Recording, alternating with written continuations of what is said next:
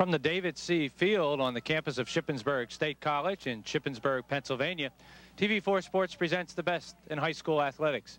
Hi, everybody. Today we've got a special occasion for you. We've got state championship soccer. Today, the Freedom Patriots will go after a state championship, their first in the history of their school, and they will go up against the Trinity Hillers. I'm Gary Laubach. To my left, familiar face now as we followed the soccer this season, Don Benner. And Don, first of all, a great pleasure to be back out here today because a lot of excitement in the air concerning the first potential state championship for the Freedom Patriots. They were here once before, but they didn't get it. Well, Gary, I sort of thought we would be back, but I didn't want to commit myself because I've been known to be wrong, and it certainly is great to be out here today. We have a lovely day for the state final. Right now, the consolation game is going on there in overtime. It's a 2-1 lead by State College, who was rated #1 all season long. Downingtown has 5 minutes to see if they can get the equalizer, so people around here seem to think it was the most spirited consolation game they've ever seen, and all I can say is they haven't seen anything yet. That's for sure. We prepped yesterday the potential of 1 against 2 in the state, but that's not going to be because #1 in the state is going to be the winner of the game that you're going to watch, because the team that was formerly #1 is in the consolation game, as State College got beat by Trinity yesterday 1-0 in kind of a controversial ending, only because it was not solved on the field itself in terms of regulation play. Well, they went the mandatory overtimes and couldn't resolve. It was a 0-0 tie, so they went to penalty kicks, and it was a 4-3 margin of penalty kicks by which State College was defeated by the Trinity team. There's no good way to resolve a game like this, Gary. It should be resolved on the field involving all 11 players, but there are time factors and other elements, and this is the way it's been set up. Everybody knew it before they went into the game, and unfortunately it was not to State College's advantage. It was to their disadvantage this time. Donnie and I saw a little bit of the game yesterday, and in talking to people that have watched both contests, they said there was no question by the way the caliber of play yesterday, the Freedom Patriots were the best team on the field yesterday.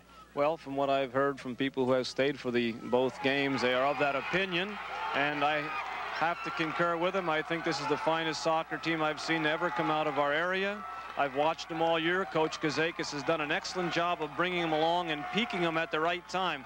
They have made tremendous progress. They did not peak too early. Every game I watched them throughout the season in the playoffs, they get better and better and better. And that cheer you just heard, Downingtown has just tied State College, so we may have a long consolation game. Well, they'll go 2 more overtimes, which are sudden deaths after this, and I guess then they will resolve it with the penalty kick. So it could be yesterday all over again for State College. It might just be, but right now our concern is with the Freedom Patriots, so let's introduce to you the starting lineup for the Freedom Patriots soccer team. Jeff Paragallo, goalkeeper, senior. Cal Sarkozy, midfielder, senior. Brad Evans, fullback, senior. Carlos Guido, play fullback, and I'm a senior. Scott Reimer, senior, fullback. My name is Joe Penner. I'm a junior, and I'm a fullback. Doug Gronwald, junior, midfield. Mike Armeo, striker, and I'm a junior. My name's Ed Pfeiffer. I'm a striker. I'm a junior. My name is Frank Sarkozy. I'm a sophomore, and I play midfield. Hi, my name is Ella Morera. I'm a midfield, and I'm a sophomore. Okay, that is your starting lineup, and now let's get the head man in here, Mr. George Kazakis. George, congratulations on yesterday's victory, and before we talk about today, let's talk about that game yesterday. First of all, you get the first goal by Cal Sarkozy, and I felt the next 10 minutes of that game were critical because they really, Downingtown, controlled the tempo for the next 10 minutes, but they couldn't get a goal, and your team came right back then at the 12-minute mark and got that second one. That's true. After we got that first goal, we kind of set back a little bit, and the type of a team they are, the aggressiveness that they have, they really came after us. We were kind of fortunate enough to survive that 10-minute stretch, but after that, we just took over again. All right, then the next big moment, you get the second goal, and you go into halftime with a 2-0 lead, but I thought the critical moment then in the second half was about 22 seconds into the second half.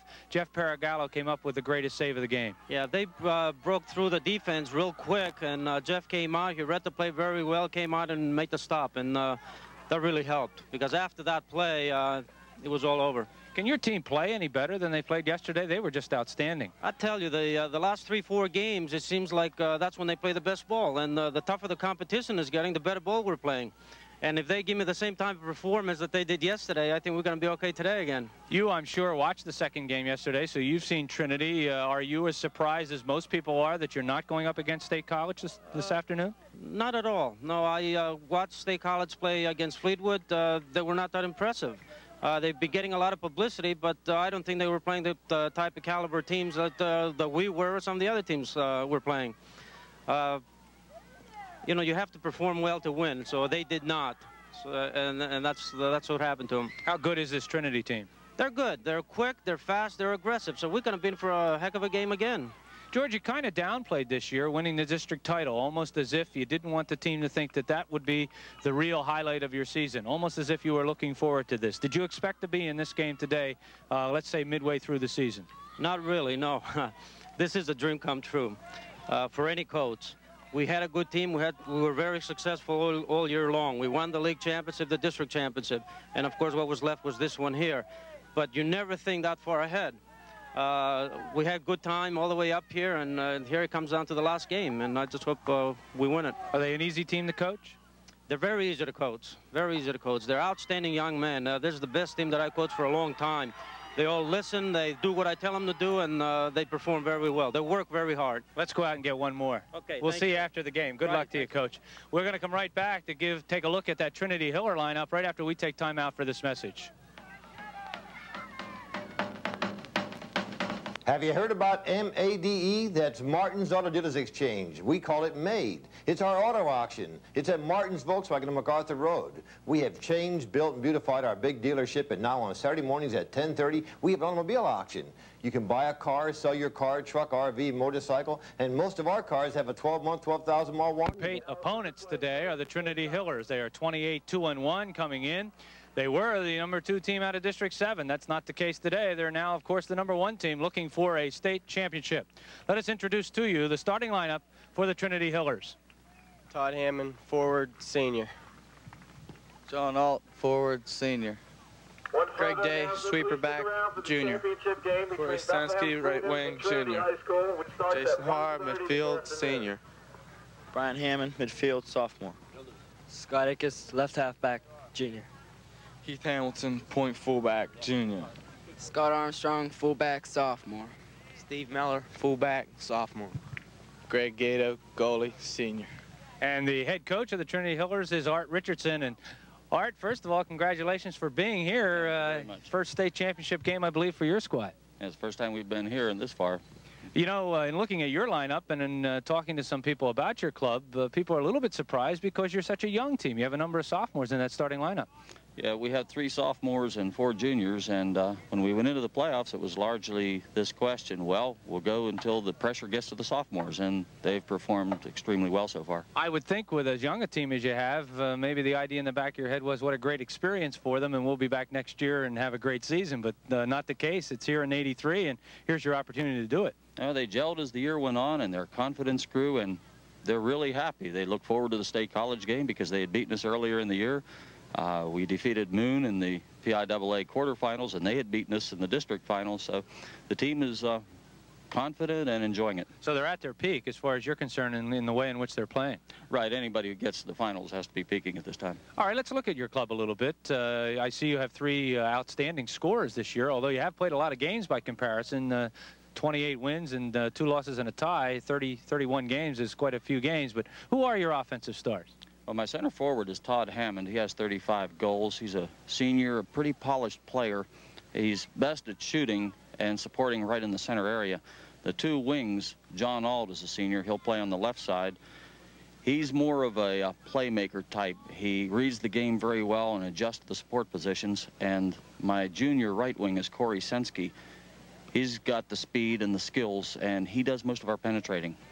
To beat Freedom, you got to have a good defense. I know you have an outstanding sweeper, and let's talk about him a little bit. But Freedom's got about 4 or 5 kids that really attack you well. Who's going to have the burden of the pressure of trying to stop that 5-man rush? The whole defense has to stop them. I watched them play yesterday. They attack so well from the midfield. We have to be goal side. We have to defend in numbers. They handle the ball extremely well, and all the front runners, midfielders and forwards for Freedom, seem to be excellent shooters, excellent attack players. So we're going to have to largely channel them out of the shooting area, take the areas away from them, then counter as quickly as we can. Are you going to mark anybody in particular? No, you mark the man who comes into your zone tightly, and you mark the areas in front of the shooting cone, as we'll call it. You can't concentrate on any single man. Whoever's in the area is the man most likely to score. He's the one that'll draw the attention. We've seen outstanding goalkeeping so far in this tournament. How good is your keeper? I have a good keeper. He's a senior. He's experienced. He has good polish for a goalkeeper. He's not intimidated by the competition. He's played extremely well. And to this point, he seems very, very confident. He's big. He's 6'2". Well, Coach, the stage has been set. We expect an excellent soccer game, and good luck to your team, and thanks for stopping by and taking time. Thank you very much. Coach Art Richardson, the head coach of the Trinity Hillers. Well, the stage is set. We will be back with today's state championship game, the Freedom Pates against the Trinity Hillers, right after this message.